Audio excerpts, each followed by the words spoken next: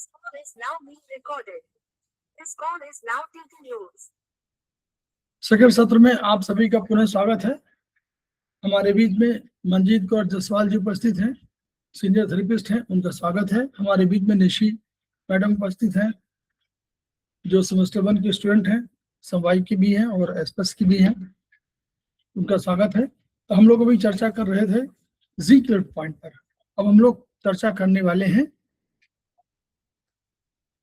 हम अग्निवेश पर चर्चा करेंगे आयुर्वेद में।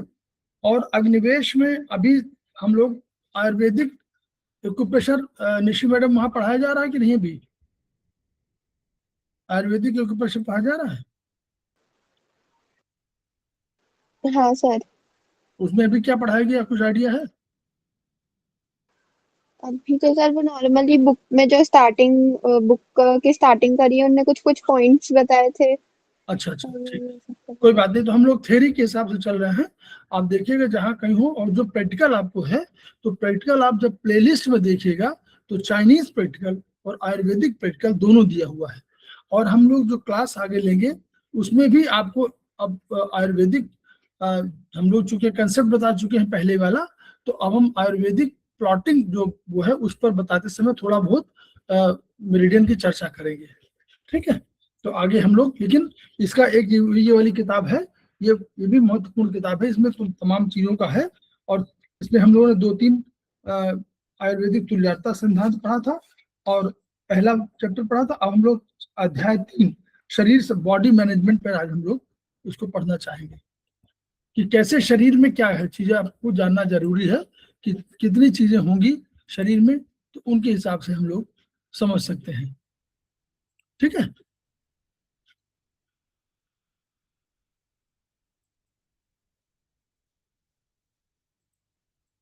तो हम लोगों ने ये सेल में पढ़ा होगा, बीएसबी में सेल में पढ़ा हुआ होगा कि हमारा शरीर सेल से बना है। Cell is the structural and functional unit of the body.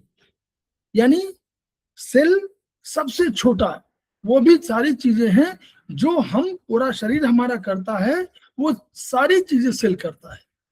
तो इन्हीं सेल के समूहों के माध्यम से हमारी रचना हुई है। तो करोड़ों सेलों से हमारा बना हुआ है। अब ये कई तरह के सेल, कई सेलों ने क्या हुआ, असंख्य मात्रा में है, बहुत अधिक, 10 मतलब 100 बिलियन हो सकता है। तो अब इन्हें क्या है, इनको सूक्ष्मदर्शी मतलब माइक्रोस्कोप से देख सकते हैं हम लोग, वैसे दिखाई नहीं पड़ते। तो इन सेलों से हमारी जो है सारी चीजें बनी हुई क्या है, हम इन सेलों का समूह मिलकर के और फिर हम बनाता है क्या, हम लोग टिश्यू बोलते हैं, टिश्यू बनाता है। और ये टिश्यू मिल करके फिर एक ऑर्गन, कई टिश्यू मिल करके और फिर एक ऑर्गन का शेप लेते हैं, ऑर्गन बनाते हैं। कई ऑर्गन मिलके एक सिस्टम का, जिसको हम लोग बोलते हैं कि हमारे शरीर के इतने बॉडी सिस्टम है, उन सिस्टम की रचना करता है। और फिर कई सिस्टम मिल करके हमारे शरीर की रचना करते हैं। तो cell, tissue, organ, system, then body, this is the system, ठीक? ये कोशिकाएं असंख्य मात्रा में है। इन कोशिकाओं में जनन क्षमता यानी वृद्धि, हर जैसे हम कहते हैं कि हम जन्म कर दे सकते हैं किसी को, वैसे ये सेल भी जन्म देती हैं, ये दूसरे को, ये पार्टीशन भी करती है। जैसे हमारे घर में बड़े हो जाते हैं तो परिवार बढ़ जाता है, तो माता पिता जो होते हैं, जो वहाँ के इंचार्ज होते हैं पूरे घर के, वो कहते हैं भैया अब अपना आप घर बना लीजिए, आपकी शादी कर दिया है, अब अपना आप घर बनाओ। वैसे ही ये सेल भी कहता है कि, वो कहता है कि नहीं, अब आपको इस सेल ऑर्डर देता है कि अब आप अपना ये बना सकते हैं। तो यानी सेल को डिवाइड करने की बात भी सेल करता है। तो सेल का कोई एक मुखिया होगा, उस मुखिया को हम लोग क्या बोलते हैं? आगे पढ़ा हो, अगर पढ़ा हो निशी मैडम ने, तो बता दीजिए कि उस सेल के मुखिया को क्या कहते हैं, फिर नोट कर लीजिए। न्यूक्लियस कहते हैं, उसको न्यूक्लियस कहते हैं। सेल का मुखिया का नाम न्यूक्लियस है। न्यूक्लियस को आप कह सकते हैं मालिक, इस न्यूक्लियस को कहते हैं स्वामी, न्यूक्लियस को कहते हैं ब्रेन, न्यूक्लियस को कहते हैं जो भी पिता, जिसको जो कहना चाहे कर लीजिए, मालिक है वही स्वामी है, वही सारा इंचार्ज है पूरे घर का। तो वो सेल का इंचार्ज वही है, उसी के आदेश पे सारे काम होते हैं, उसी के आदेश पे सारे काम रुकते हैं। ठीक है, तो वो जो है वही मुखिया है, उसी की तलाश में सब रहते हैं। सारे सेल, सारे बदमाश जितने हैं जो आपके बैक्टीरिया वायरस, वो उसी की तलाश में रहते हैं कि हम न्यूक्लियस को कंट्रोल कर लें। ये मालूम है नहीं, सारे लोग दो चीजों की तलाश में रहते हैं, नोट कर लीजिएगा कहीं।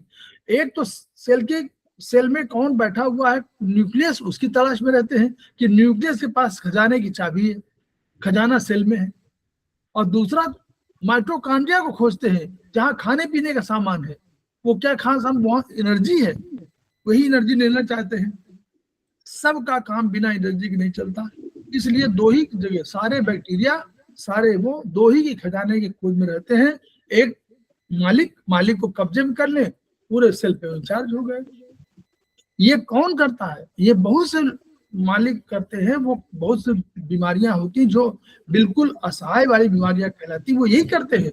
वो सारे सेल के जो मालिक हैं इन्हीं को कब्जे में कर लेते, खत्म। यानी हमारा सेल जो है, वो जो न्यूक्लियस है, वो उनके हाथ चारों तरफ घेरे हुए हैं बंदूक लेकर के। अब बेचारा नहीं कहीं जा सकता, नहीं भाग सकता, तो वो काम ही नहीं कर पाता है। तो काम वो लोग करते हैं, क्योंकि वही इंचार्ज वो है, वो लोग काम करते हैं। उसी तरह माइटोकॉन्ड्रिया में आ गए, तो वहां माइटोकॉन्ड्रिया में हमारा कुछ बनता है। क्या बनता है? एटीपी अणु, ग्लूकोज और ऑक्सीजन दोनों मिलकर के जलाते हैं, और जलाने से ऊर्जा बनती है। तो जो ऊर्जा बनती है, उसी ऊर्जा से हम अपना दौड़ते कूदते भागते हैं, और इसी को वो भी ले लेते हैं। तो दो पर बहुत अधिक प्रभाव मतलब रहता है, ठीक है। तो माइटोकॉन्ड्रिया बहुत जरूरत है, और उसकी मतलब वैसे जरूरत सभी की है, लेकिन बहुत महत्वपूर्ण माने जाते हैं। इन कोशिकाओं में जनन क्षमता है, वृद्धि करने गुण है, और मानव शरीर की रचना दो कोशिकाओं से हुई। एक हमारा है जिसको स्पर्म बोलते हैं इंग्लिश में, और दूसरा बोलता है ओवा। तो ओवा और स्पर्म दोनों जब कभी फर्टिलाइज करते हैं, दोनों संयोग करते हैं, तो एक नई सृष्टि होती है, ठीक है। सेल की संरचना एक जेली जैसी पदार्थ, यानी कि इसको साइटोप्लाज्म, साइटो माने सेल, साइटो माने होता सेल, साइटो को नोट कर लीजिए, साइटो माने सेल, प्लाज्म माने जो कोई उस तरह का जेली नुमा पदार्थ।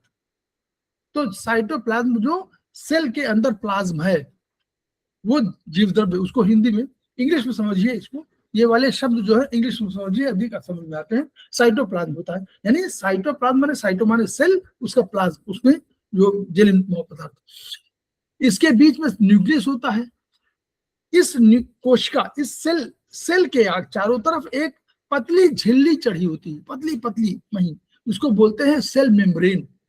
तो कोई भी प्रोटेक्शन के लिए एक मेम्ब्रेन होती है, जैसे हमारे शरीर में स्किन है, वैसे वहां पर चारों तरफ कोशिका के सामने क्या होती है, एक सेल मेम्ब्रेन होती है। अब सेल मेम्ब्रेन, अब ये जो केंद्रक है जिसको न्यूक्लियस कह रहे हैं, ये उसकी संरचना और जनन आदि क्रियाओं पर नियंत्रण रखता है सर। यही इसी के न्यूक्लियस में जीन्स होते हैं, जिनको हम कहते हैं जेनेटिक ट्रांसफर होता है। हम कहते हैं कि हम जो है, हमारा चेहरा हमारे मदर से मिल रहा है, हमारे फादर से मिल रहा है, हमारे इनसे मिल रहा है, हमारे उनसे मिल, वो जो होता है, ये जो बताते हैं, वो डीएनए से मिलकर बनता है। तो ये डीएनए से मिलकर जीन्स बनते हैं, और यही जीन्स एक पीढ़ी से दूसरी पीढ़ी तक ट्रांसफर होते रहते हैं। और इन्हीं के आधार पर आंख की रचना, कान की रचना, मुंह की रचना, शरीर की रचना, हाथ पैर की रचना, सारी रचना इन्हीं से मिलती है, ठीक है। तो ये पैतृक गुण कहलाते हैं। कोशिकाएं जो जन्म लेता है वो निश्चित रूप से मृत्यु की ओर जाता है। जो कोई भी पदार्थ है ना, इसीलिए एक कंसेप्ट है ईश्वर, वो कभी अनादि है, अनंत है। वो न उसको मरता है, वो जन्म लेता है तो अजन्मा है, तो अजन्मा है तो उसका मृत्यु भी नहीं होगी। लेकिन जो जन्म लेगा उसको मृत्यु होना होगा। अगर सृष्टि जन्म ले रही तो सृष्टि की भी मृत्यु है, प्रलय है। तो वैसे ही कोशिकाएं कोई भी चुके हैं तो विकास के समय बाद नष्ट होंगी और एक नई बनेंगी। कुछ नई बनती है, कुछ खत्म होती रहती हैं। तो ये जो है, ये एक सिस्टम है ये, और एक बैलेंस मेंटेन करते हैं, एक सिस्टमेटिक बैलेंस। फिर ऊतक बता दिया। देखिए अब देखिए, अब शरीर की रचना देखिए, फेफड़े, चेस्ट, यहाँ पर ऊपर वाले भाग में चेस्ट है, डायफ्राम नीचे, उसके पीछे डायफ्राम। देखिए डायफ्राम पढ़ा रहा है हिंदी में दिखाई दे रहा है डायफ्राम? बोलिए हाँ, तभी समझ में आएगा। चुप रहने से काम नहीं बनेगा मैडम। दिख रहा है, दिख रहा है। हाँ, डायफ्राम दिख रहा है, निशी बताओ। Yes sir. हाँ, तो डायफ्राम, ये डायफ्राम के ऊपर जो है दो ही केवल होते हैं, दो फेफड़े और एक हार्ट। हार्ट बीच में होता है, थोड़ा लेफ्ट साइड में टिंट होता है। उसके नीचे देखिए, उसके नीचे राइट में लीवर लिखा हुआ है, यकृत लिखा हुआ है, लीवर। और लेफ्ट में आप देखिए छोटा सा आपको आमाशय पेट लिखा हुआ है। तो पेट, पेट मत बोलिएगा, अब आप लोग आमाशय स्टमक बोलिए, है ना। पेट माने एब्डोमेन, पेट तो एब्डोमेन पूरे कहते हैं, लेकिन आमाशय कहते हैं स्टमक को, ठीक है। तो हम लोग अपनी लैंग्वेज बिल्कुल भाषा वही रखें जो स्टमक। एब्डोमेन माने पेट, एब्डोमेन माने पेट, उसमें बहुत चीज आती है, लेकिन आमाशय में केवल स्टमक आता है। उसके नीचे देखिए लिखा हुआ प्लीहा, प्लीहा माने स्प्लीन, जो हमारे बहुत इंपॉर्टेंट है चाइनीज में। और उसके नीचे आ गया अग्नाशय माने पैंक्रियाज। और उधर राइट में देखिए गुर्दे, किडनी, किडनी पीछे की तरफ दिखाई पड़ रही है। और उसके देखिए पित्ताशय, गाल, जहां लीवर है उसी के नीचे एक छोटे से भाग में लीवर का ही पार्ट, लीवर के ही उसमें नीचे की तरफ पित्ताशय माने गाल ब्लैडर रहता है। और गुर्दे और नीचे आते हैं, उसके नीचे बड़ी आंत, बड़ी आंत चारों तरफ से घेरती है, बड़ी मोटी मोटी बनी हुई ये बड़ी आंतें घेरती है। और छोटी आंत उसके बीच में सुरक्षित रहती है। और बाद में यूरिनरी ब्लैडर, मूत्राशय दिखा हुआ है ये, ठीक है। तो ये होता है, इस तरह का एक संरचना है। तो टिश्यू, ये अब क्या हुआ, कालांतर में जैसे जैसे सेल डेवलप हुए तो सेल ने कहा कि भाई काम कैसे करें। एक सेल है, मान लीजिए हमारे पास काम है, हमारे पास 10 लोग हैं, तो हमने बैंक एक आदमी भेजा कि भाई जो पैसा निकाल लो जाओ। दूसरा आदमी भी गया, उसका चेक डालाओ। तीसरा आदमी गया, उनका भाई वो अभी एक चेक आया, वो चले जाए। तो यानी हर आदमी अगर बैंक चला गया तो और दूसरे मार्केट कौन जाएगा, सब्जी कौन लाएगा, है कि नहीं।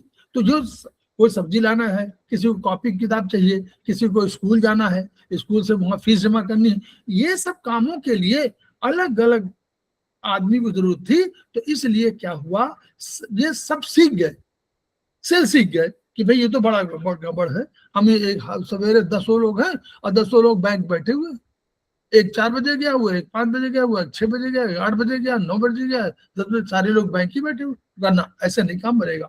तो उन्होंने कहा कि अपनी एक ऑर्गेनाइजेशन बनाइए, अपनी ऐसा सिस्टम बनाइए कि हम एक तरह के काम करने के लिए एक आदमी, एक ग्रुप बना दीजिए।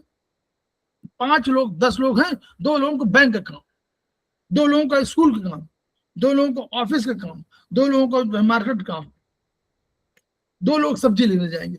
इस तरह हमारा काम बढ़ जाएगा।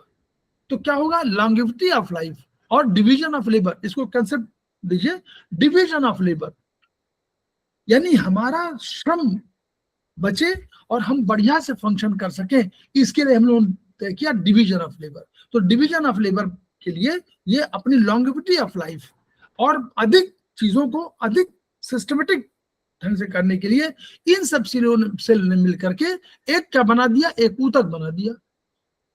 कहा कि हम भाई एक टिश्यू बना देंगे, एक टिश्यू एक तरह काम करेंगे, ठीक है। तो ये ऊतक की रचना यहां से हुई।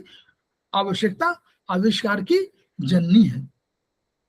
काम नहीं बन पा रहा था और लॉन्गेविटी ऑफ लाइफ नहीं थी, मतलब जीवन बढ़िया तरीके से व्यवस्थित ढंग से अधिक जीवन बिना थकाए हुए हो, ये तरीका वही था कि हम करें।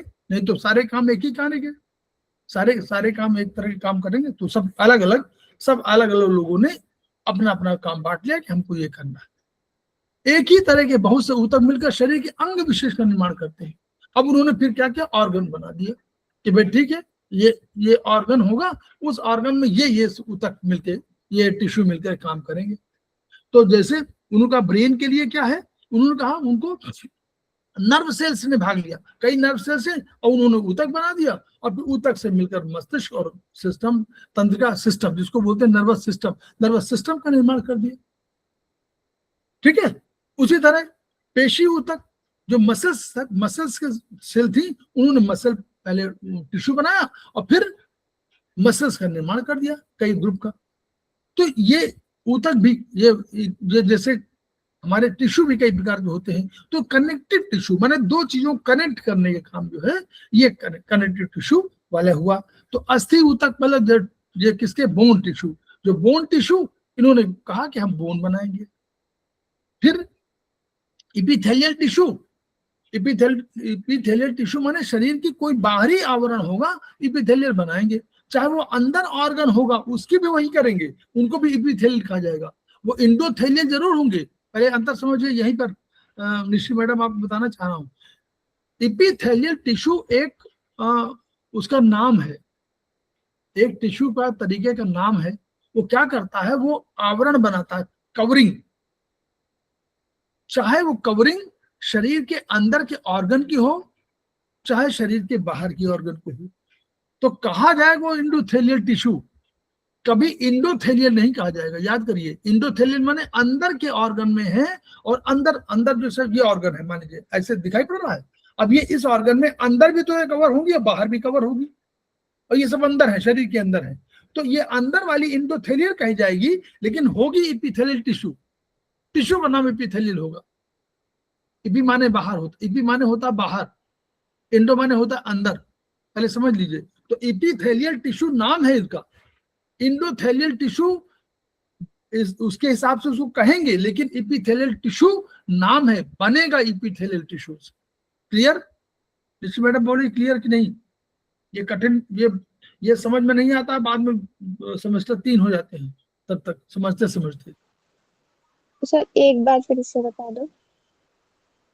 देखिए, कनेक्टिव, जैसे कनेक्टिव टिश्यू का एक नाम हुआ, उसी तरह इपिथेलियल टिश्यू एक नाम है। ये क्या काम करते हैं?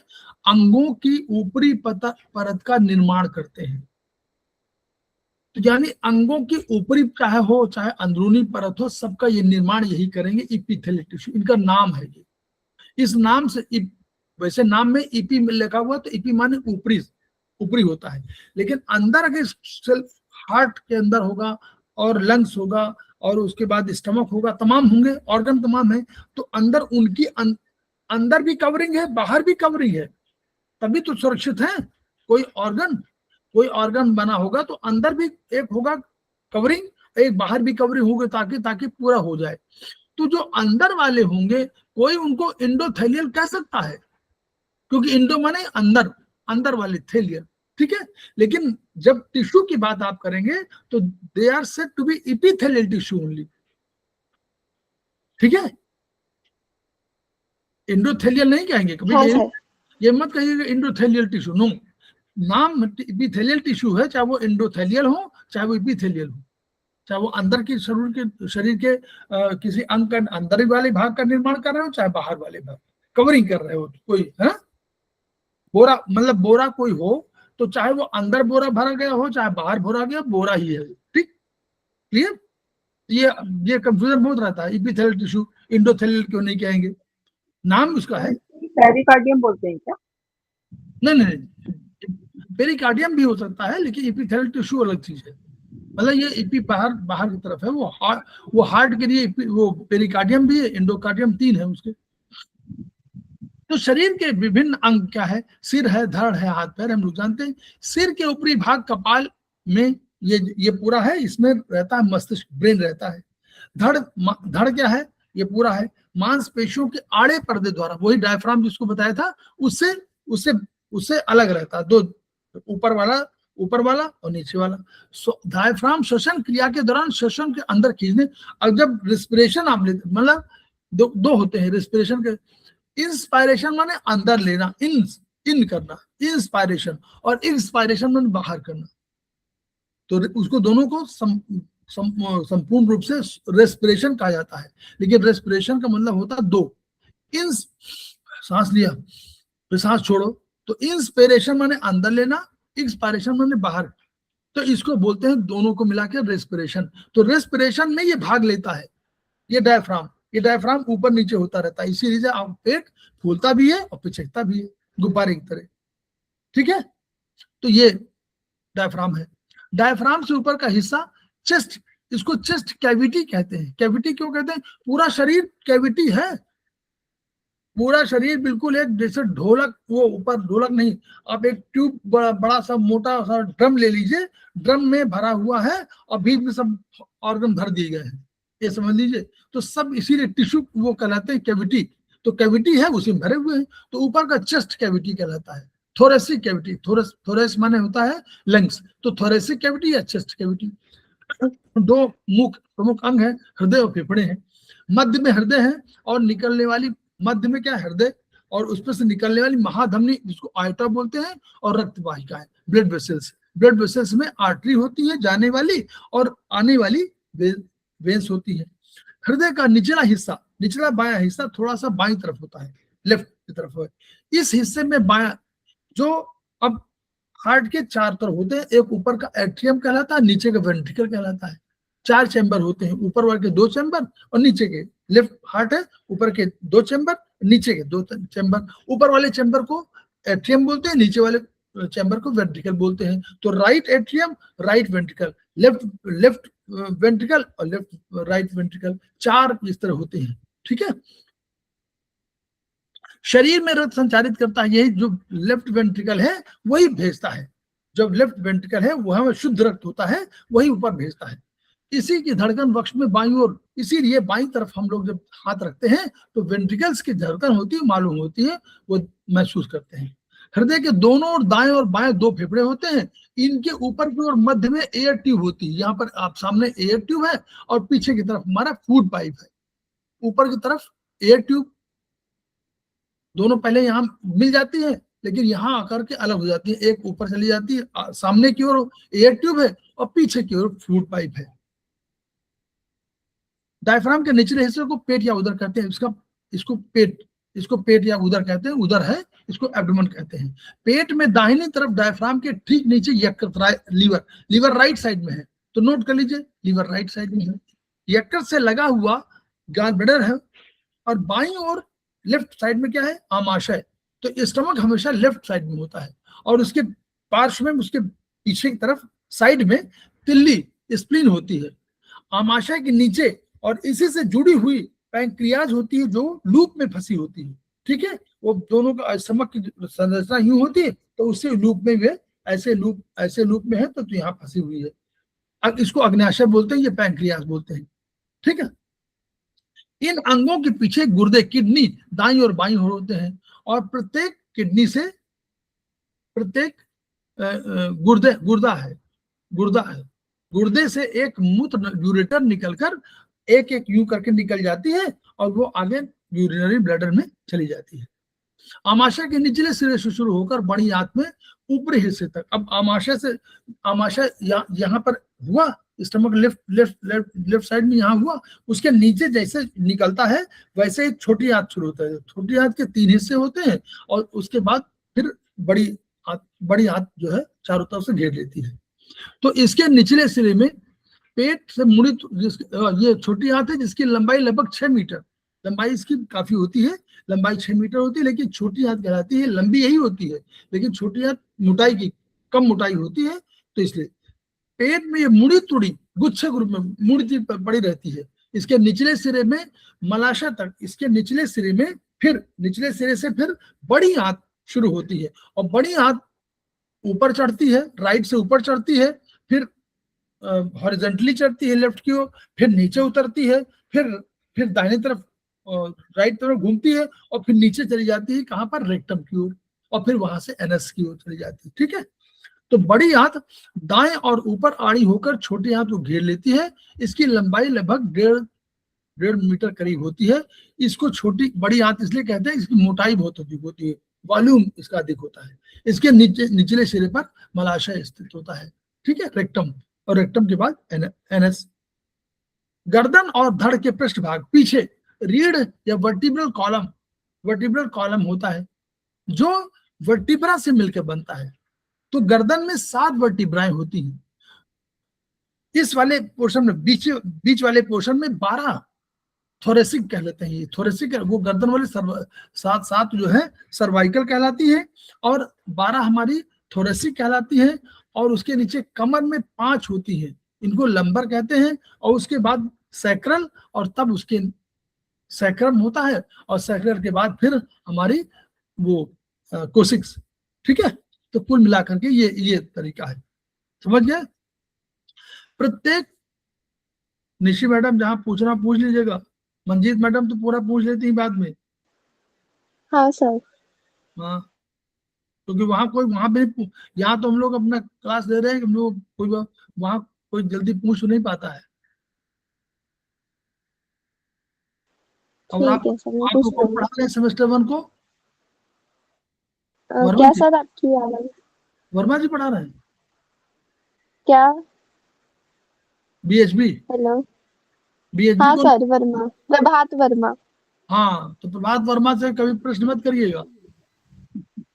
हाँ जरूर, तो उनका नेचर देख लिया मैंने। हाँ, वो जो है ऐसा ऐसा प्रश्न, ऐसे प्रश्न का ऐसा उत्तर देंगे, वो बहुत सीनियर अधिकारी वो है, प्रोफेसर हैं वो हाँ उनके सर। लिए उनका विषय जो आप विषय पूछे उसमें पहले से आपको पूरा पता हो तभी पूछेगा, जी सर। है ना? ठीक है, एनीवे, तो प्रत्येक कोशिका के पृष्ठ बीचे भाग में एक अंडाकार छिद्र होता है। वर्चुअली क्या है, वो कह रहे हैं कि यहाँ से जब निकलती है तो बिना, अगर किसी को यहाँ रस्सी नुमा कोई चीज आएगी तो कोई छेद होना चाहिए तभी तो निकलेगी। तो यहाँ पर अंदर की तरफ एक छेद होगा, उससे निकलकर स्पाइनल कॉर्ड पीछे जाएगी। ठीक है, स्पाइनल कॉर्ड जो बीच है, जिसको बोलते हैं पीछे है ना, ये जहाँ जो वर्टिब्री बनी, तो वर्टिब्री तो बाहर हड्डी की बनी हुई है, लेकिन स्पाइनल कॉर्ड तो टिश्यू की बनी है, नर्वस टिश्यू की। समझ में आ रहा है कि नहीं? ये स्पाइनल कॉर्ड है, ये नर्वस टिश्यू की बनी है। और जो हम लोग देखते हैं जो बाहर से, ये हड्डी है चारों तरफ घेर, जैसे ये हमारा सर है, ये तो हड्डी है। ब्रेन तो अंदर है, टिश्यू का है, ब्रेन तो सॉफ्ट है, टिश्यू का है। ये तो बाहर उसका हड्डी का बना हुआ, कपाल हड्डी है, क्रेनियल कैविटी। तो वो उसी तरह स्पाइन जो हमको दिखती है वो बोन है, जो अंदर है वो स्पाइनल कॉर्ड है। ठीक है, समझ में आया? ये वाली स्पाइनल कॉर्ड और उसका अंतर, स्पाइनल कॉर्ड और वर्टिब्रे में अंतर है। वर्टिब्रे हड्डी की बनी हुई है, बोन की, लेकिन हाँ स्पाइनल सर। कॉर्ड बनी हुई है नर्वस टिश्यू की। ठीक है, मेरुरज्जु के दोनों सैकड़ों तंत्रिका या नर्व निकलकर पूरे शरीर के विभिन्न हिस्सों में जाती है, वहां से अंदर से पीछे निकलती है और पूरे शरीर में दाएं बाएं पूरा सब जगह, ऊपर सब जगह इनरवेट, इसको ये जो विभिन्न अंग जाती है इसको बोलते हैं, शब्द है इनरवेशन। इनरवेट करती है यानी प्रभावित करती है उस अंग को, मैसेज देती है ना? धड़ के ऊपरी भाग तो दो भुजाएं होती, दाएं बाएं, कोई बात नहीं। निचले से दाएं और बाएं जांघें और पैर जुड़े होते हैं। सारा शरीर त्वचा से ढका होता है। इसको क्या बोलेंगे, कौन सा टिश्यू बोलेंगे मैडम?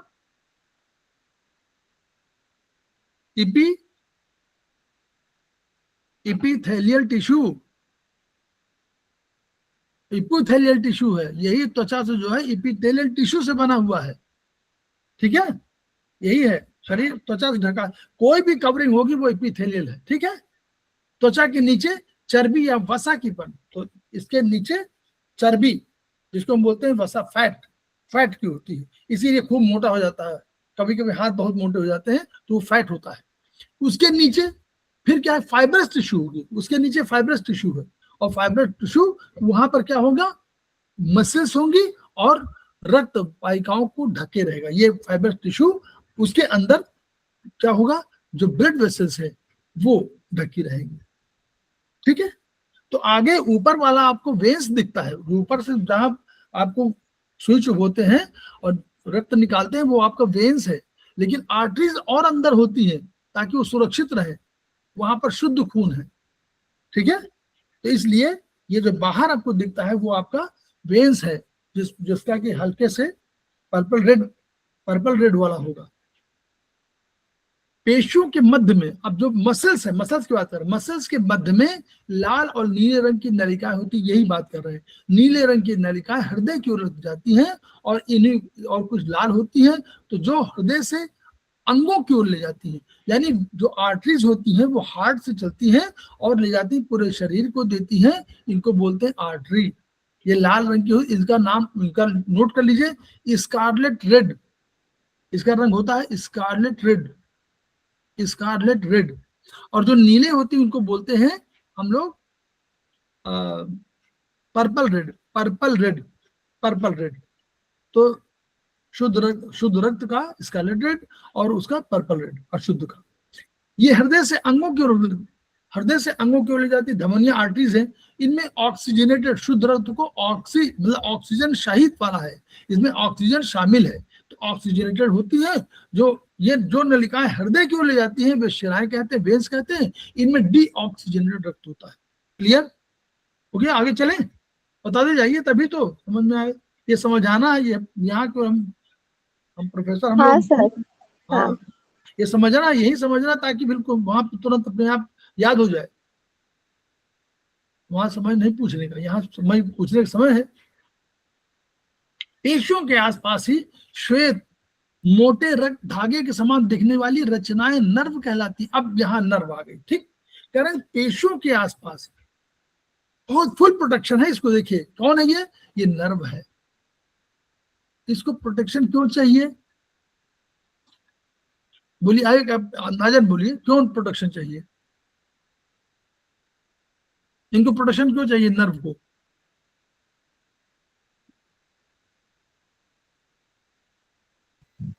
कि ब्रेन में मैसेज लेके जाते हैं और वहां से यस वापस लेके आते हैं। यस, ब्रेन ही तो कंट्रोलर है। ब्रेन ही तो हमारा क्या है, जैसे न्यूक्लियस वहां है, ये हमारा ब्रेन है शरीर के लिए। तो ये जब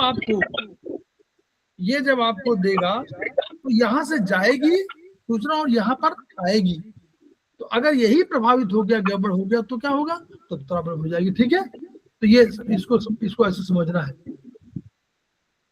तो तंत्रिकाएं क्या करती है? स्पर्श, दर्द, पेन, टच, इन सब का, पेन, टच, कोई भी टेम्परेचर, इन सब का संवेदनाएं कहाँ पहुंचाती हैं? इनकी इंपल्सेस, संवेदना इंपल्सेस ब्रेन तक पहुंचाती हैं।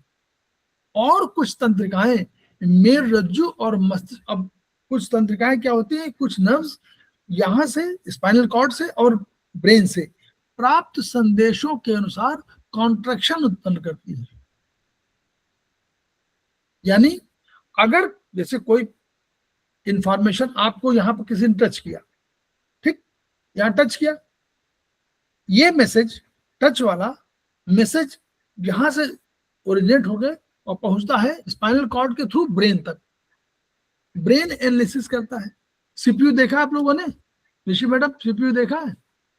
सीपीयू, हाँ सर देखा है। तो सीपीयू का काम क्या है? आप 2 लिखिए, सीपीयू में आ जाएगा डिस्प्ले। सीपीयू उसमें एनालिसिस करेगा 2, फिर आप प्लस लिख दीजिए 2, तो डिस्प्ले आ जाएगा स्क्रीन में कि 2 + 2 = 4 आ जाएगा ना। कंसेप्ट यही तो वो करता है सारा, आप जोड़ देता है तुरंत। तो वो जो सीपीयू है, सीपीयू मेन काम करता है, ये मॉनिटर नहीं। जो मॉनिटर तो दिखाता है केवल, काम तो कर रहा है सीपीयू। वैसे ही ब्रेन काम कर रहा है सीपीयू की तरह। उसमें जो भी इंफॉर्मेशन गई, उसने देखा, उसने कहा ये टच जो किया है, वो एनालिसिस कर रहा है कि ये जो टच है संवेदना, तो ये, अब मान लीजिए निश्चित किसी ने टच किया, तो वो इंफॉर्मेशन गई तो ब्रेन को गई, ब्रेन एनालिसिस कर रहा है। तो उन्होंने कहा कि ये तो उसकी फ्रेंड रचना का स्पर्श है, तो उनका ये तो फ्रेंड है। अब वो उसने तुरंत अपनी फाइल निकाली, तो उतनी देर में, मतलब फाइल ऐसा मत सोचिए फाइल निकालने लगते हैं, फाइल निकाली कि देखा ये टच किसका है, तो उसने देखा ये तो रचना का टच। तो कहा ओके, तो उसने मैसेज दिया कोई बात नहीं, डैम किया, ये ऑर्डर आया। पहले गई इंफॉर्मेशन, फिर वहां सीपीयू ने एनालिसिस किया, और एनालिसिस किया ब्रेन ने, फिर कहा वहां से मोटर मैसेज भेजा, मोटर नर्व वहां से चली कि बताने के लिए कि यस कोई बात नहीं है, डैम किया। अगर ये टच उसके पास डिफाइंड टच नहीं है, ब्रेन में है ही नहीं कोई कि इस तरह का टच किसी के पास है, उसने गया और उसने कहा no, it is undefined touch, मतलब हम ये टच किसी को नहीं मालूम है, हमारे उसमें है ही नहीं फाइल में। तो उसने कहा कि जस्ट गो, उसने तो ऑर्डर दिया, ब्रेन ने कहा just go and slap him. तो ये जो स्लैप हिम वाला, ये भी मोटर मैसेज आया, और मोटर मैसेज में ये कहाँ आएगा? ये आपके मसल्स में आएगा, क्योंकि मसल्स को एक्ट करना है ना, स्लैपिंग के लिए तो हाथ का यूं करना पड़ेगा, तो ये मूवमेंट है मसल्स का मूवमेंट, तो मसल्स का मूवमेंट। तो ये जो आपका हुआ, फिर ये इंफॉर्मेशन चली गई, मान लीजिए स्लैप हो गया, या स्लैप होने से पहले कोई भाग गया, तो भी इंफॉर्मेशन जाती है कि यस हम स्लैप तो नहीं कर पाए, but the person went away, मतलब ये पूरा इंफॉर्मेशन जाती है ब्रेन को और आपको समझ में नहीं आता उतनी देर में एक्शन हो चुका है। क्लियर? ये हमारा कॉन्ट्रैक्शन, ये कॉन्ट्रैक्शन रिस्पॉन्स करती है कि आप उठे। किसी हाथ गर्म वस्तु पड़ जाए तो तुरंत गर्मी हुई, तुरंत हुआ। अब ये वाली जो हाथ किसी गर्म वस्तु पड़ जाए तो ये ब्रेन से एनालिसिस नहीं होती है ऋषि मैडम, यहाँ पे थोड़ा सा अंतर है, बस थोड़ा सा अंतर। हाथ अगर गर्म वस्तु पड़ जाए तो ये तंत्रिकाएं इंफॉर्मेशन देती हैं, लेकिन ब्रेन को नहीं देती, क्योंकि कहते हैं भैया अगर उतनी दूर जाएंगे तब तक बहुत देर हो जाएगी। इसलिए यहीं पर स्पाइनल कॉर्ड्स में ही तुरंत वहीं पर घूम करके ऑर्डर चला जाता है कि हटाइए। क्लियर? अरे हाँ, नहीं तो बोलोगे तभी तो हम लोग आगे बढ़ेंगे। हाँ सर। हाँ सर। ठीक, तो ये जो है ये केवल इस तरह का, जो आपका चुभा कांटा चुभ गया तुरंत, आपका आग में हाथ रख गया, ये जितनी इंफॉर्मेशन है वो ब्रेन से एनालिसिस ना होकर के स्पाइनल कॉर्ड से एनालिसिस होती है। बस ये इतना नोट कर लीजिए, कहीं लिखा रहेगा, जब आगे पढ़ेंगे तो डिफाइन हो जाएगा। इतना नोट कर लीजिए कि अगर कभी इस तरह की घटना होगी, हाथ गर्म चीज में हो गया, कांटा चुभ गया, कीला चुभ गया, तो आप तुरंत पैर हट जाता है ना, या हाथ हट जाता है, तो ये सब आपका मस्तिष्क द्वारा नहीं होता, बल्कि ये आपके स्पाइनल कॉर्ड से ही कंट्रोल होता है। मस्तिष्क में वो कंट्रोल होता है जिसमें इंफॉर्मेशन आपके पास समय है। हड्डियां या अस्थियां सबसे अंदर होती हैं, सबसे अधिक बोन। इसीलिए, और आप देखिए अगर पढ़िएगा चाइनीज में, तो चाइनीज में पहले आपका आता है विंड, फिर आता है फायर, विंड माने लीवर, विंड माने वुड के बाद आपके पास फायर, फायर के बाद अर्थ के बाद मेटल के बाद जल में आपका हाथ। तो यानी 5 चाइनीज के हिसाब से 5वां एलिमेंट है। और बोन किडनी कंट्रोल करती है बोन को, यानी किडनी सबसे अधिक 5वें नंबर के, तो हड्डियां सबसे अंदर है। लंबी हड्डियों के अंदर एक पीली जगह नहीं, पोली टाइप की होगी, पोली जगह होगी। लंबी हड्डियों के अंदर पीली जगह नहीं, पोली जगह होगी, जिसमें स्पंज पोली मतलब थोड़ा सा कैविटी टाइप का होगी, स्पंज भरा हो, इसी को बोन मैरो कहते हैं। तो इस लंबी हड्डियों में बोन मैरो होता है। इस बोन मैरो से रक्त का निर्माण नहीं होता, रक्त के, नोट कर लीजिए यहाँ पर, बोन मैरो में रक्त के जो कणों का निर्माण होता है। ये निशी मैडम के लिए तो बता रहा हूँ, ये आप चीजें नोट करोगे तो आपको ये चीजें बहुत बाद में समझ में आएगी, पहले ही समझ में आ गई। यहाँ बोन मैरो से रक्त का निर्माण नहीं होता, रक्त के कणों का निर्माण होता है। तो रक्त का जब कण पढ़ोगे तो वहां पढ़ोगे ब्लड में कि रक्त कण कौन है। रक्त का निर्माण तो नोट कर लीजिए, रक्त का निर्माण केवल कैपिलरी में होता है। ठीक है, रक्त का निर्माण केवल कैपिलरी में होता है, लेकिन बोन मैरो में रक्त के कणों का निर्माण होता है। बस ये अंतर है। क्लियर? नोट कर लिया निशी मैडम ने, आपके नहीं? मैं इसलिए कह रहा हूं कि ये सब चीजें हम लोग को सिखाता नहीं था, हम लोग बता रहे हैं ताकि समझ में आ जाए कि 4थे सेमेस्टर में जब मालूम हुआ तो पहले ही बता दे। ठीक, 2 या 3 अस्थियां, बोन्स और पेशियां और लिगामेंट्स मिलकर शरीर के, अब देखिए बोन है तो बोन से कोई मसल जुड़ी होगी, क्योंकि मसल ही, बोन तो स्थिर है, मसल उसको मूवमेंट कराती है। तो बोन, 2 या 3 अस्थियां और पेशियां, मसल्स और लिगामेंट्स।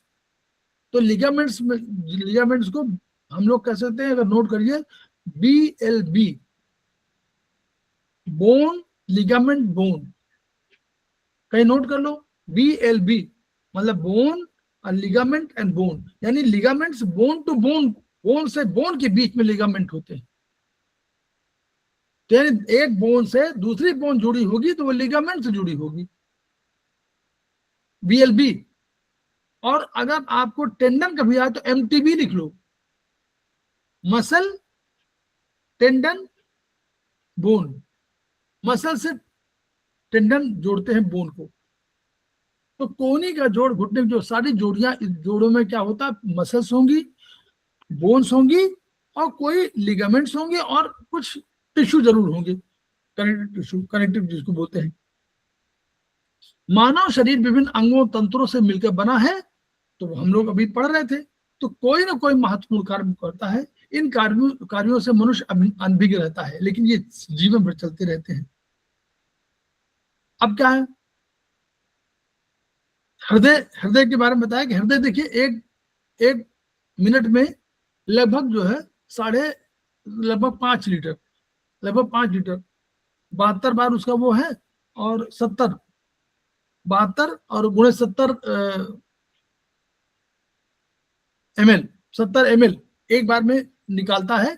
तो 70 × 72 यानी 5 लीटर करीब। तो 5 लीटर रक्त तो सारे शरीर में भेजता रहता है। एक बार में रक्त जो है 70 ml निकलता है, और वो 72 बार धड़कता है नॉर्मली। एक मिनट में 72 से लेकर के बच्चों में 80 और एडल्ट में 72, 72, 74 यही तो होता है। तो इतने × 70, इसका मतलब हुआ कि 5 लीटर रक्त लगभग पूरे शरीर में संचारित होता है। 24 घंटे में जोड़ दीजिए ये कितना। फिर 300 ग्राम के दोनों गुर्दे, 150 ग्राम के होते हैं दोनों गुर्दे, किडनी, एक दिन में लगभग 1700 लीटर रक्त को छानते हैं, और उससे 1.5 लीटर करीब 1.5 लीटर यूरिन पैदा करते हैं। 1 लीटर हो गया 1.2 टू 1.5 है, ठीक है। तो ये किताब वैसे किताब पुस्तक की नहीं है, आयुर्वेदिक की किताब है ना, तो इसमें नॉर्मल समझना है, और मेन तो बीएचबी में आपको एग्जैक्ट मिलेगा। जब सर? कई जी अब 1.5 लीटर बोलते हैं यूरिन बनाती है किडनी, तो लेकिन पानी तो बोलते हैं 3 लीटर पीना चाहिए, फिर वो बाकी कहाँ जाते हैं? पानी हर अंग में है। पानी बहुत निकलता है, ऐसा तो यूरिन से, स्वेटिंग से भी निकलता है, नाक से निकलता है, वाष्प से निकलता है, बहुत निकलता है, तो बहुत है। लगभग आपको 2 लीटर निकल जाता है। 1.5 लीटर यूरिन से भाई, आपका पसीना पसीना निकलता है, जितने आपके नाक से स्राव जितने हो, सब में तो पानी है, और पानी शरीर को जरूरत भी है। उसको जरूरत तो हर बार पानी की है। अगर आपको गर्मी आ रही है, केमिकल रिएक्शन हो रहा है, तो पानी चाहिए ना ठंडा के लिए, तो वो रहता है, उतने आवश्यकता है। 1.5 लीटर तो भाई, 3 लीटर पिया तो 1.5 लीटर तो गया। तो 1.5 लीटर उधर चला गया, और 500 ml और निकाल लीजिए, तो लगभग 2 लीटर निकल गया, बचा आपके पास कितना, 1 लीटर, ठीक है। तो ये तो अब ऐसे देखिए, 1-1 लीटर रोज करके फिर बॉडी में जमा नहीं होता रहेगा? नहीं नहीं जमा नहीं, वो सिस्टम देखिए, अब सिस्टम है वो, ऐसा मत सोचिए, सारा फंक्शनिंग है। ऐसा मत सोचिए कि पानी आपने पिया तो आप खाना भी तो खा रहे हैं, जब खाना भी निकलता तो कुछ तो शरीर को आवश्यकता भी तो है।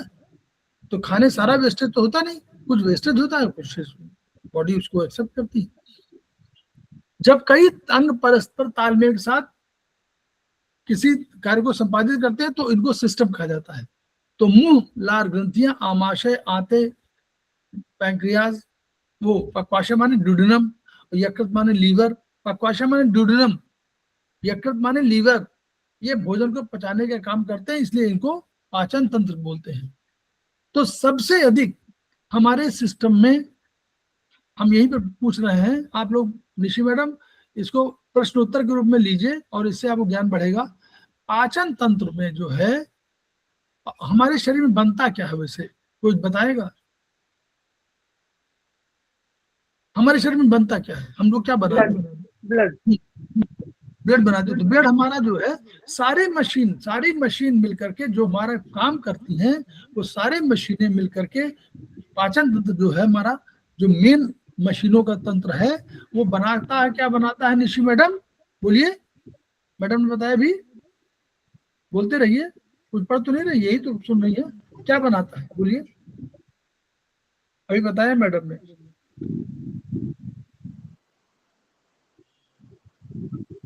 क्या बनाता है? सारे तंत्र मिलकर के बनाते क्या, मेन क्या काम करते हैं?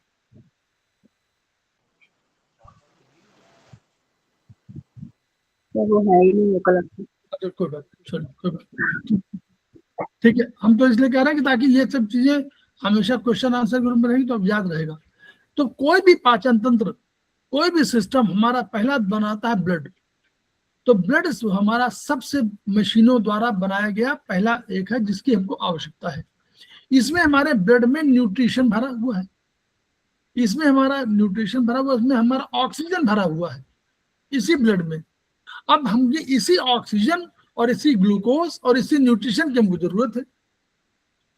तो अब ये जब आ गया कि भाई आपको हमने बना तो लिया, अब हम इसको क्या करें, हम कैसे इसको बाहर भेजें, हमारे क्यों, हमने क्या बताया था अभी, सारे लोग ध्यान। Cell is the structural and functional unit of the body.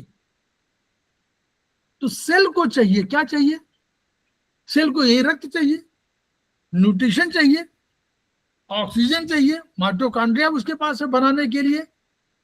तो अब माइटोकॉन्ड्रिया माने चूल्हा, वहीं पर बनाए खाना पीना। तो खाना पीना बनाने के लिए ढूंढ रहे थे कि कोई आदमी मिले। इसको एज इट इज मत वर्बेटम मत मानिएगा, हम बता रहे हैं कहानी के रूप में कि वो ढूंढ रहे थे कि कोई आदमी मिले कि हमको इस ट्रांसपोर्ट कर दे। तो एक ट्रांसपोर्टर मिल गया। उसने कहा कि वो ट्रांसपोर्टर जो हमारा परिसंचरण तंत्र था, सर्कुलेशन सिस्टम, उसने कहा भाई हमारे पास सब है, हमारे पास हार्ट है, हम पंप कर देंगे, उससे हम भेज देंगे। तो चलाने के लिए हमारे पास आर्टरीज हैं, हमारे पास वेन्स हैं। तो हम क्या करेंगे, सारे जहां जहां आपका सेल होगा वहां बाहर आपको ऑक्सीजन पहुंचा देंगे, न्यूट्रिशन पहुंचा देंगे, और आपका कोई खराब माल होगा तो खराब माल को भी ले आएंगे वेन्स के माध्यम से। उसमें और जोड़ दीजिए लिम्फेटिक सिस्टम भी जोड़ दीजिए, वो भी उसी के परिसंचरण तंत्र के उसमें मान लीजिए। तो इन सिस्टम ने क्या कहा कि भाई कोई दिक्कत नहीं, हम सेल को ले जाएंगे और ये करेंगे। अच्छा, अब मान लीजिए जब पहुंचे, और मान लीजिए वो लंग्स के पास पहुंचे, लंग्स को भी चाहिए, तो लंग्स के पास पहुंचे या हार्ट के पास पहुंचे, उन्होंने कहा भाई आपको भी चाहिए, हम कितना दें आपको। तो उसने कहा हम तो 2 किलो लाए हैं आपके लिए सामान। उनका 2 किलो क्यों, हमको तो आज 10 किलो की आवश्यकता है, हमको तो बड़ा काम है, आज तो मैराथन में हम जा रहे हैं, हमको अधिक काम है। किसी के पास पहुंचे, उन्होंने कहा नहीं हमको चाहिए नहीं आज, हमको तो हमारे पास ऑलरेडी पहले है, पहले का बिका नहीं है सामान, और वो तो अभी मेरे पास रखा हुआ है, हम उसी से काम चला लेंगे। तो ये कौन तय करे कि किसको कितना चाहिए? इस तय करने के लिए एक इस फैक्ट्री में 2 मैनेजर लगाए गए। उन मैनेजर्स का नाम है, एक का नाम है नर्वस सिस्टम और दूसरे का नाम है एंडोक्राइन सिस्टम। ठीक है, ये कंसेप्ट ब्रॉडर कंसेप्ट है, अब इसको ध्यान रखिएगा। तो ये जो सर्कुलेटरी सिस्टम है, ये क्या कर रहा है, ये कह रहा है हृदय और रक्त नलिकाओं से मिलकर बना, इसमें आर्टरीज और वेन्स है, ये सारे शरीर में फैली हुई है, और इनकी लंबाई 1000 किलोमीटर, कई हजार किलोमीटर होगी, कोई बात नहीं है। इस हृदय विशेष तरह की मांसपेशियों से बना है, इसकी मसल्स स्पेशलाइज्ड मसल्स कहलाती है, नोट कर लीजिए, स्पेशलाइज्ड मसल्स कहलाती हैं। ये एक साथ जो एक पर, देखिए ये मसल स्पेशल क्यों है, ये एक साथ कॉन्ट्रैक्ट और एक्सपैंड होती है, एक साथ सारी जितनी मसल्स होती है, यहीं पर किया तो सारी कॉन्ट्रैक्ट हो गई, यहीं पर किया तो एक्सपैंड हो गई।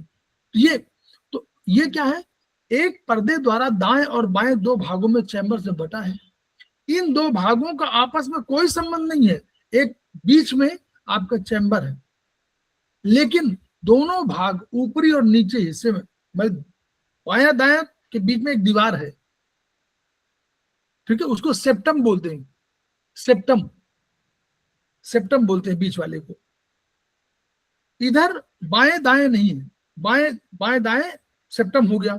ऊपर नीचे के लिए वाल्व लगे हुए हैं, सीढ़ी से ऊपर से नीचे जाने के लिए सीढ़ी है, ऊपर से जाने के लिए सीढ़ी है, ठीक है, तो दोनों में, दोनों जो चारों नीचे वाले हैं, नीचे ऊपर वाले, वो तो बटे हुए हैं, लेकिन बायां दाएं नहीं बटा हुआ है। बायां दाएं बिल्कुल बटा हुआ है, और वो में बीच में आपको कोई छेद नहीं है। जो बायां ऊपर नीचे वाले हैं उसमें वाल्व होते हैं, जो नीचे, जो एक ओर खुलते हैं, केवल नीचे की ओर खुलेंगे, बंद हो जाएंगे, मतलब ऊपर से नीचे आ सकता है, नीचे से ऊपर नहीं जा सकता। इसमें रक्त ऊपर के प्रकोष्ठ में आ तो सकता है, नहीं, ऊपर के प्रकोष्ठ में ऊपर से आएगा, ऊपर के प्रकोष्ठ से आ तो सकता है, लेकिन वापस नहीं जा सकता। ऊपर के प्रकोष्ठ से रक्त नीचे जाएगा, लेकिन आएगा नहीं, उसमें ऊपर नहीं आ पाएगा। ठीक है, ये चार होते हैं इसमें।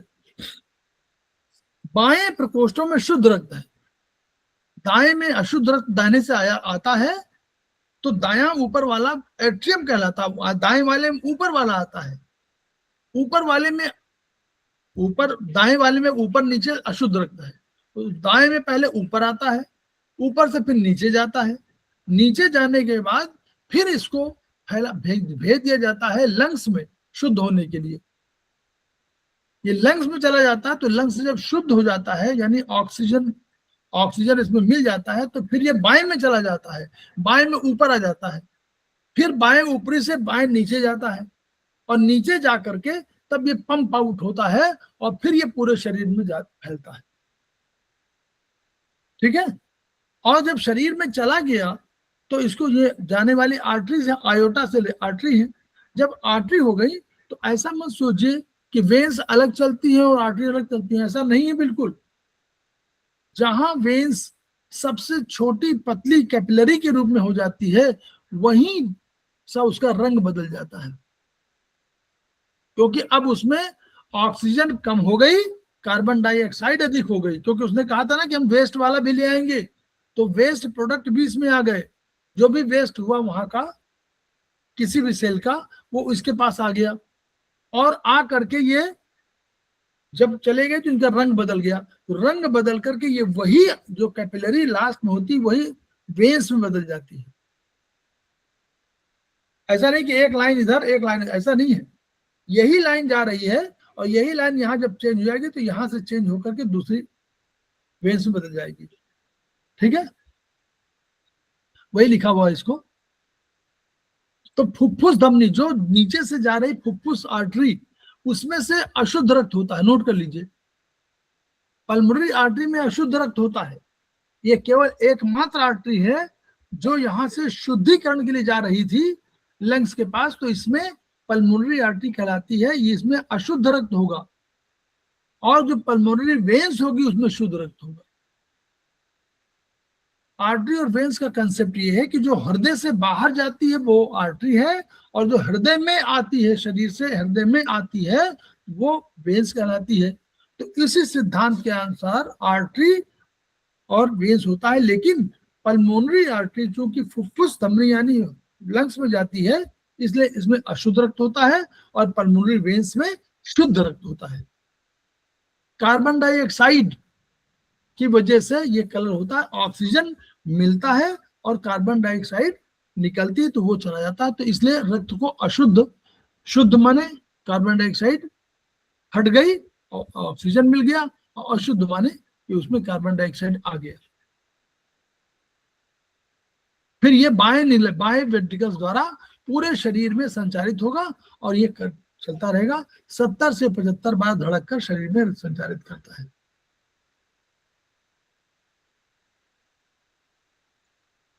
जब, बस यही समझ ली थोड़ा सा, जब हार्ट से पंप हो करके जाता है रक्त, तो सबसे पहले, जैसे मान लीजिए आपको खाना किसी को भेजना हो, आज आपने कहा कि हमने लंगर लगवाया हुआ है, और आपका लंगर किसी मंदिर में लगा हुआ है,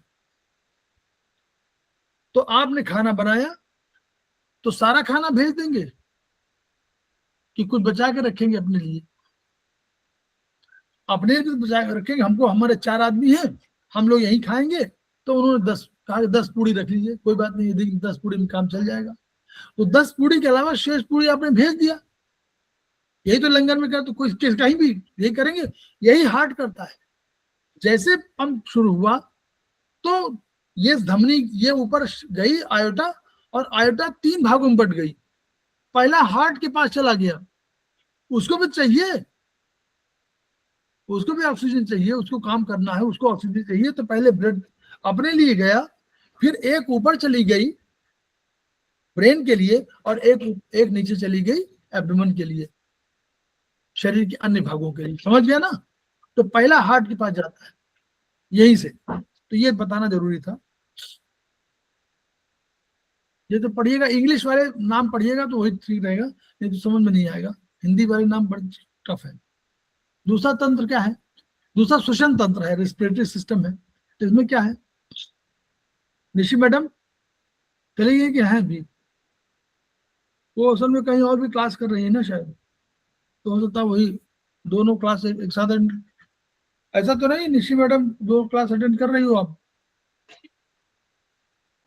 सर वो एक साथ 2 क्लास अटेंड तो नहीं कर रही हैं? सर वो एक्चुअली मेरे ना स्कूल की भी क्लासेस चल रही है, वो भी मैंने ऑनलाइन बैच में ही ले रखी, तो वो भी चल रही है और आपकी भी चल रही है, मैं दोनों देख रही हूँ साथ में। हाँ इसी वही मैं कह रहा था, मैं समझ रहा था, तो मैं समझ गया वही जब एनीवे वो भी स्किप हो जाएगी ना, क्योंकि दोनों को इसलिए इक्वली देख रही हूँ मैं। नहीं कोई बात नहीं, ठीक। तो रेस्पिरेटरी सिस्टम क्या है? रेस्पिरेशन। तो जो इस तंत्र में क्या है भाई, नाक मेन वो है, उसके 2 छिद्र हैं, फिर श्वास लेने के लिए नलिकाएं हैं, और फिर दोनों फेफड़े हैं। तो ये उसका वो है। डायफ्राम भाग लेता है इसमें। एब्डोमिनल वेसल्स, एब्डोमेन की वेसल्स, वो मसल्स वो भी भाग लेती हैं, और आपको पीछे की जो वर्टिब्री है वो भी भाग लेती है। सबको यूं बने हुए ना, पूरा पिंजरा बना हुआ है रिब्स का, तो सारा पिंजरा पूरा भाग लेता है, ये समझ लीजिए। फेफड़ों के भीतर एक बार वायु का आना और फिर बाहर जाना श्वसन क्रम कहलाता है। ये कुल मिलाकर के देखिए, हार्ट वाले में हम बताना भूल गए, 0.8 सेकंड में हार्ट एक पूरे शरीर का चक्कर लगाता है। ठीक है, सारा शरीर का सर्कुलेशन 0.8 सेकंड में होता है। फेफड़ों में ये वायु का आना और बाहर जाना श्वसन क्रम ये 4 सेकंड का होता है। ये 4 सेकंड का होता है। 1 सेकंड। अमित, हेलो। हाँ जी सर। हाँ सर उनके यहाँ से तो आ गए थे मेरे पास। अच्छा ठीक है, मैंने अकाउंट ऐड कर लिया है। ठीक। 2-3 घंटे ले लेंगे अकाउंट एक्टिव होने में। ठीक जैसे हो जाएगा मैं तुरंत कर दूंगा। ठीक है, ठीक, ओके।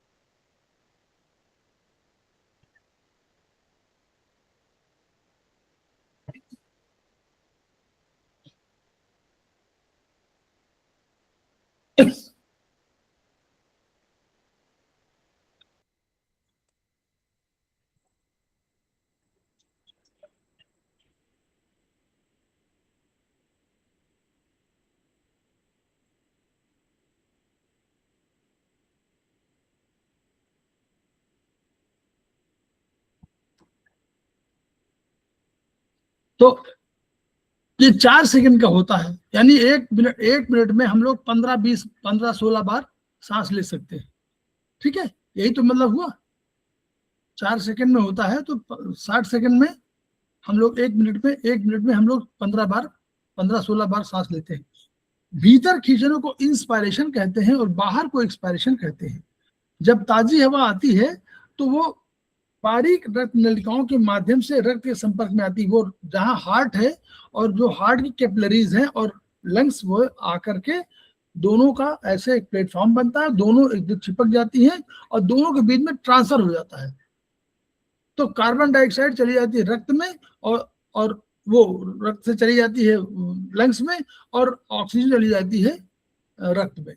तो ये दोनों में चेंज हो जाता है। ठीक है, तो इस तरह ये चेंज होता, संपर्क में आती है। अब स्वस्थ व्यक्ति 13 से 18 बार श्वास लेता, वही मतलब 15-16 बार। छोटे बच्चों में यह क्रिया जल्दी होती है। नवजात शिशु 40 बार लेता है। दौड़ने काम करने में ये गति बढ़ जाती है। तो अधिक ऑक्सीजन की जरूरत होती है। ये हम लोग का तरीका है। ठीक,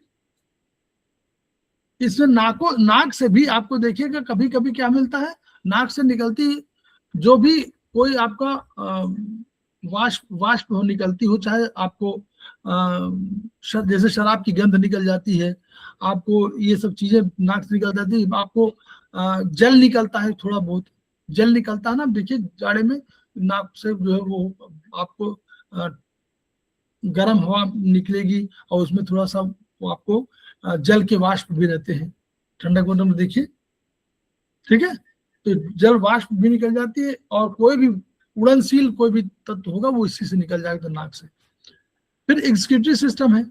एक्सक्रीटरी सिस्टम को कहा गया कि जो एक्सक्रीट कर रहा है, तो वहां पर तो पाचन तंत्र में जोड़ दिया है, यहां हम लोगों ने उसको पाचन तंत्र में वो उसको जो स्टूल है वो तो पाचन तंत्र से निकलता है, लेकिन ये इसमें से नहीं निकलता। ये वाला जो है एक्सक्रीटरी सिस्टम को यूरिन के जोड़ा हुआ है, यूरिन निकलता है। ठीक है, तो यूरिन, तो ये एक्सक्रीटरी सिस्टम यूरिन के लिए कहा गया है। तो कोई मेटाबॉलिक माने मेटाबॉलिज्म माने कोई चीज ब्रेक होना, बड़े बड़े अणु छोटे अणु में विभाजित होना, फिर कई परस्पर संयोग है, एनाबॉलिज्म। तो मेटाबॉलिक एक्टिविटी का दो फॉर्म है, एक एनाबॉलिज्म, एक पहले कैटाबॉलिज्म मतलब ब्रेक होना, और फिर एनाबॉलिज्म माने जुड़ना। तो anabolism plus catabolism equal to metabolism. ठीक है, अच्छा, तो ये इसमें क्या होता है, कई हानिकारक या विषादी द्रव्य इकट्ठे होते हैं, तो इनको शरीर से अलग करना जरूरी होता है। तो ये गुर्दे करते हैं, फेफड़े भी करते हैं, देखिए त्वचा भी करती है, यकृत और बड़ी आंत सब इतने काम करती है। बड़ी आंत भी निकालती है स्टूल, फेफड़े निकालते हैं ऑक्सीजन वो कार्बन डाइऑक्साइड, त्वचा भी आपको पसीना के माध्यम से निकाल देती है, यूरिन गुर्दे से निकलता है। यकृत क्या करता है, यकृत इन सब को टॉक्सिन को जल में घुलनशील बना देता है, इसलिए निकाल देता है से किडनी से। शरीर के दोनों गुर्दे, रक्त से हानिकारक यूरिया, अब देखिए यूरिया जब प्रोटीन का वो होता है तो उसमें यूरिया बनती है, तो यूरिया को तुरंत जो है वो नहीं बनती है, उससे यूरिया बाद में बनती है, अमोनिया बनती है। तो अमोनिया से, अमोनिया को तुरंत यूरिया में बदल दिया जाता है, यूरिया को भी यूरिक एसिड में बदल देते हैं, और यूरिया को और यूरिक अम्ल को जो है घुलनशील होने के बाद शरीर से बाहर निकाल देते हैं, क्योंकि किडनी जब तक जल में घुलनशील नहीं होगी तब तक निकालेगी नहीं। पानी की मात्रा और पोटेशियम वगैरह भी बाहर निकल जाते हैं, कुछ निकल जाते हैं, लेकिन इनको रोकने का भी सिस्टम उसमें है कि इनको जितना आवश्यकता हो जल की हुई वो जल रहेगी, अदरवाइज वो जल बाहर निकाल देता है। त्वचा भी निकालती है हानिकारक द्रव्य, लवण और पानी। यकृत पित्त के माध्यम से, यकृत भी क्या रहेगा, कुछ पित्त के माध्यम, बाइल जूस के माध्यम जाता है, तो वो आपको जाता है अल्टीमेटली स्टर्कोबिलिन, यूरोबिलोजन के रूप में यूरिन से, और स्टर्कोबिलिन के रूप में आपको इसमें LI लार्ज इंटेस्टाइन से निकाल देता है। फेफड़े कार्बन डाइऑक्साइड और वाष्पशील हानिकारक पदार्थ जैसे अल्कोहल, अमोनिया इत्यादि को श्वसन द्वारा बाहर निकालते हैं। ये देखिए, ठीक है, तो ये आपका हानिकारक पदार्थ बाहर निकल जाते हैं।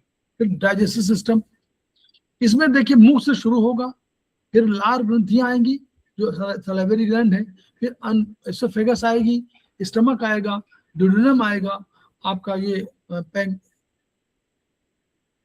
ग्रंथि,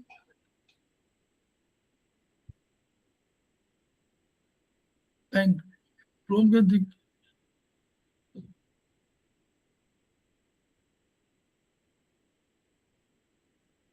हिंदी नाम क्या होगा, अच्छा पैंक्रियाज, पैंक्रियाटिक क्या, पित्ताशय, यकृत, छोटी आंत, बड़ी आंत सब आते हैं इसमें।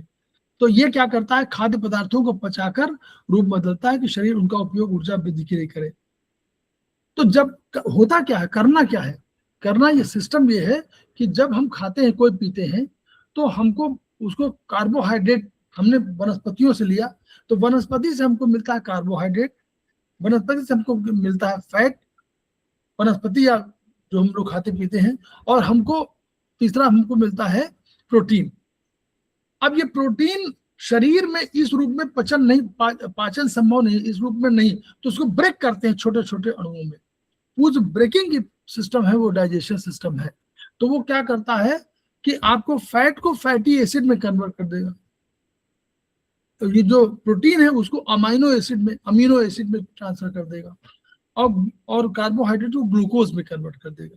ये काम जो है यही पाचन तंत्र करता है।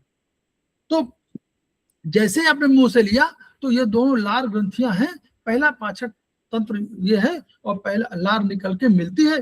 तो लार जो है, लार ये नोट कर लीजिए, ये गलत है, लार क्षारीय द्रव्य नहीं है, लार एसिडिक है, एसिडिक है। लार का पीएच 6.8 से 6.3 है, यानी एसिडिक है, ये क्षारीय नहीं है। तो ये कार्बोहाइड्रेट के पाचन में सहायक होता है। यही कार्बोहाइड्रेट को पहली बार थोड़ा सा ग्लूकोज बदलता है, इसीलिए जो है आप रोटी को चबाइए तो मीठी लगेगी। आमाशय, फिर आमाशय में जाएगा। आमाशय एक बड़ी थैली है, इसमें लार मिला भोजन पहुंचता है। तो वहां जो हाइड्रोक्लोरिक एसिड, जिसको हम लोग जठराग्नि, वो मिलकर के भोजन मिलेगा। फिर आमाशय में गति होगी, वो भोजन मथेगा, और फिर वो 3 से 4 घंटे करीब वहां से निकलेगा, पाइलोरस से निकल जाएगा। पाइलोरस सबसे लास्ट वाला है, और वहां से मिलकर के फिर चला जाएगा ड्यूडेनम में। ड्यूडेनम छोटी आंत, फिर छोटी आंत से हो जाएगा, और उसके बाद वहां पहुंच करके वो फिर इधर पक्वाशय ड्यूडेनम में पतली लेग रूप में पहुंचेगा। तो फिर पित्ताशय में जो एकत्र पित्त रस, पित्ताशय माने गार्बेडर से कोई आएगा, और वो इनके पैंक्रियाटिक डक्ट के माध्यम से इसमें ड्यूडेनम में आएगा, और फिर वो अम्लता जो है, जो एसिडिटी, एसिडी 1.2 pH का है, उस 1.2 pH को 8 pH तक बनाना है। 8 pH तक बनाने में ये उसकी मदद करते हैं। और उसके बाद तब छोटी आंत में जब आएगा तो छोटी आंत उसको कभी खुद ही भी वो एल्कलाइन रस निकालेगी और भोजन मिलाएगी, फिर उसको अवशोषण हो जाएगा, छोटे छोटे ब्रेकिंग हो जाएगी। ब्रेकिंग होने के बाद फिर उसको अंदर जो है, तो उसमें 2 तरह की होती है। एक होता है चॉपिंग ऑफ, उसी जगह पे चॉपिंग, और एक होता है धीरे धीरे पेरिस्टाल्टिक मूवमेंट, धीरे धीरे आगे बढ़ता है, लगभग 6-7 मीटर लंबी होती है। तो ये 10-12 घंटे बाद ये उसको सारे अवशोषित कर लेंगे, और अवशोषित के बाद शेष बचा हुआ होगा वो बड़ी आंत में चला जाएगा। बड़ी आंत कुछ जल का और लवण का शोषण कर लेगी, है ना, विटामिन बी और के का निर्माण करेगी, और उसके बाद एब्जॉर्प्शन करके फिर ये बाहर जो शेष बचेगा उसको बाहर निकाल देगी। यहीं पर बड़ी आंतों में ही आपके पास लाभदायक बैक्टीरिया हमारे पास होंगे, जो हमारे शरीर से कोई चीज नहीं लेते हैं, लेकिन वह जो है कोई चीज आप नहीं पचा पाएंगे तो उसको वो पाचन में सहायक करते हैं। इस तरह ये आपका निकल जाता है। तो हम लोग अब यहीं पर रोक दें भी, और आगे बढ़ा देंगे।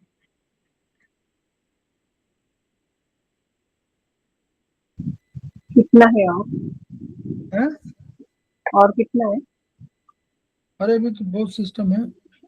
अभी तो हम लोग जो है 18 पेज से 11 पेज आप आए हैं, और 29 से ये आपका है 43 पेज, तो 13-14 पेज, अब 13-14 पेज है। कर ले कल अच्छा कल, ठीक। तो निशी मैडम, हम लोग यही तंत्रिका तंत्र पे छोड़ देते हैं, फिर हम लोग कल इसको करेंगे। हाँ ठीक है।